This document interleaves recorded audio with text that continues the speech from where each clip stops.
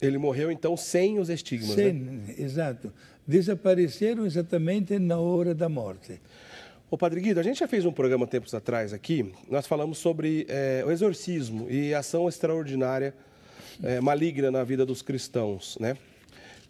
Agora, Padre Pio, acontece uma coisa extraordinária, né? Porque Padre Pio, como o senhor até falou agora há pouco, ele sofria fisicamente, né? Apanhava mesmo do demônio. Bom, já dormia pouco, trabalhava tantas horas durante o dia, dormia pouco, e o pouco que dormia ainda era atormentado de maneira extraordinária pelo demônio. Como é que pode, sendo o demônio puramente espiritual, como é que pode, então, ele bater fisicamente em alguém? Eric, não foi o único caso da história. O demônio fica revoltado com as pessoas que fazem o bem, sobretudo com aquelas pessoas que acabam tirando as conquistas do demônio, resgatando almas.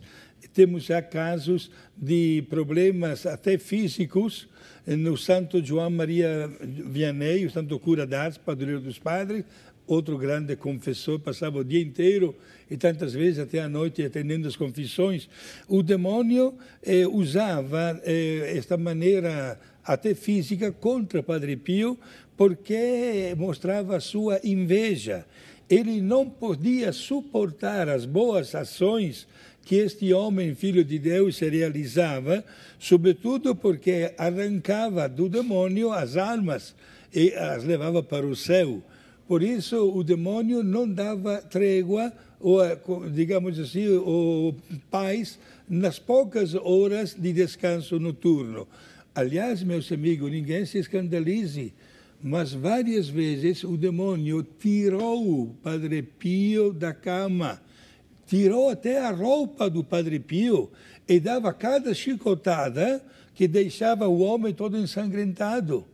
E gritava, inclusive, os monges que dormiam nessas celas ao lado do Padre Pio escutavam o barulho, porque o Padre Pio também gritava pelas dores, e ficavam até com medo. Inclusive, alguns monges pediram até os superiores de mudar de cela para viver um pouquinho mais afastado, porque preocupava o que acontecia lá dentro.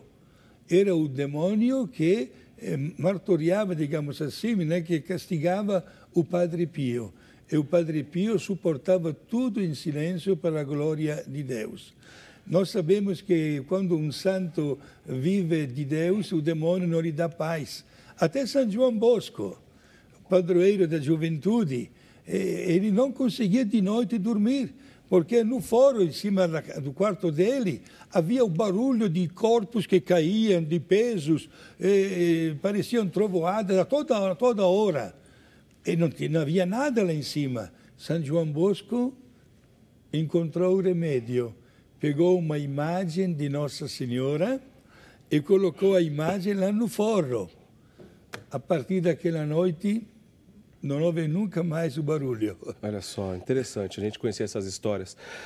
A Maria Genilce dos Santos, ela parabeniza o programa e ela disse que ela visitou o santuário na Itália e ela ficou muito entusiasmada, né? Ela ficou muito impactada quando ela viu o corpo de São Padre Pio, que está incorrupto. Mais um desses grandes santos da qual o corpo não se decompõe. Exato. O corpo de Padre Pio não entrou no processo de decomposição. Hoje ele está exposto. Olha aqui esta bela imagem. Olha, a gente está vendo então a imagem dele aí. Exato. Eu também tive esta grande emoção de ver o corpo dele no mês de fevereiro passado.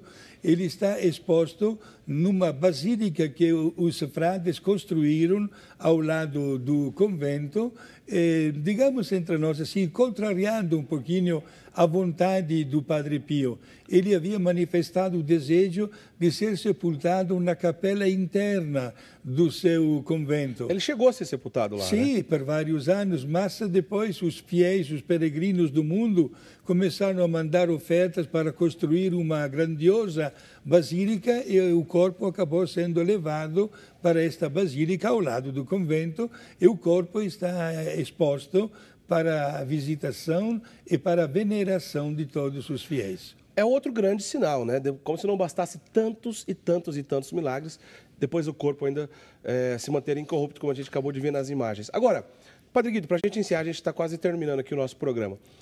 Muitos milagres na vida de Padre Pio, muitos milagres, curas extraordinárias, dons, bilocação, faculdade de poder ler o pensamento, entre outras coisas, na qual a gente não vê todo dia por aí, só a gente vê nas histórias dos grandes santos da igreja. Mas, depois que ele morreu, para o processo de beatificação e de canonização, todos esses milagres durante a vida dele, poderiam fazer alguma coisa por ele para ser canonizado? Não, não é esta, digamos assim, o caminho e a metodologia da igreja. Os milagres realizados durante a vida não servem para o processo de canonização. Os milagres devem ser realizados depois da morte. Agora podemos dizer uma coisa, que quando se tratou de analisar pelo menos um milagre de Padre Pio, a Igreja, o Vaticano, encontrou uma grande dificuldade. Não sabiam qual escolher, porque foram mesmo muitos os milagres que aconteceram no mundo inteiro e por intercessão deste homem que hoje nós veneramos como um dos santos mais amados no mundo inteiro. É verdade. Bom, a gente teria muitas coisas interessantes para falar sobre o Padre Pio. O Euclides Fonseca, por exemplo, ele lembra se a gente encontra livros sobre a vida de Padre Pio, ele é de Paraisópolis, Minas Gerais. Sim, certamente, muitos livros, basta você procurar nas livrarias católicas. Aliás, tem um muito interessante, se não me engano, chama Padre Pio sob investigação, que são os documentos dessas pessoas que foram nomeadas pelo Vaticano, que pudessem acompanhar, então, a vida de Padre Pio. Durante muitos anos, esses documentos não foram divulgados, agora eles já foram. A gente encontra, inclusive, livros contando, então, esses relatos, esses relatórios dessas pessoas que acompanharam de perto a vida do Padre Pio. E, é claro, todos eles são unânimes em dizer que ali se tratou mesmo de fatos espirituais extraordinários. Ninguém tinha controle sobre aquilo, nem o próprio Padre Pio. Aliás, o próprio Padre Pio, em certa ocasião, né, Padre Guido, ele disse: eu sou um mistério para mim mesmo. Porque o poder não era dele, era de Deus. Né? Quer dizer, ele reconhecia que tudo o que ele era um sinal da presença de Deus, né? E com muita humildade tocava para frente a sua vida para o bem de tantas pessoas, né? E que do alto do céu Padre Pio continue esta maravilhosa missão de converter as pessoas. Olha, o fenômeno maior que acontece no santuário lá de San Giovanni Rotondo é exatamente o fenômeno da confissão.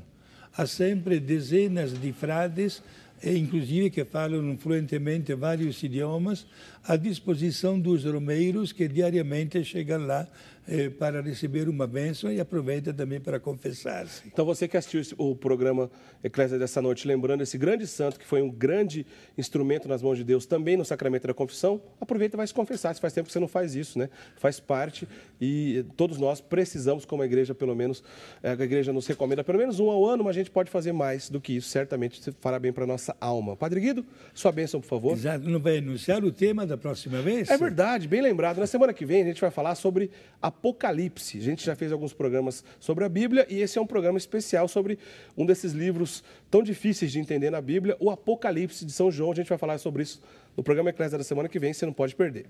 Ok, quero dar um abraço a todos, especialmente a dona Cristina, a esposa do Dr. Carlos Carvalho de Bauru, e a dona Dilze e a Graça de Passos, que estão ligados ao nosso programa. Para todos vocês, prezados amigos, meu abraço fraterno, com a bênção de Deus Pai, Filho e Espírito Santo.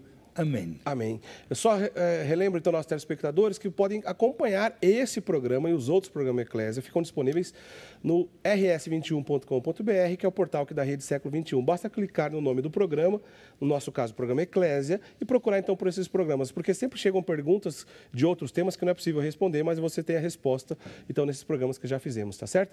Uma boa noite, a gente se encontra na semana que vem. Tchau, tchau.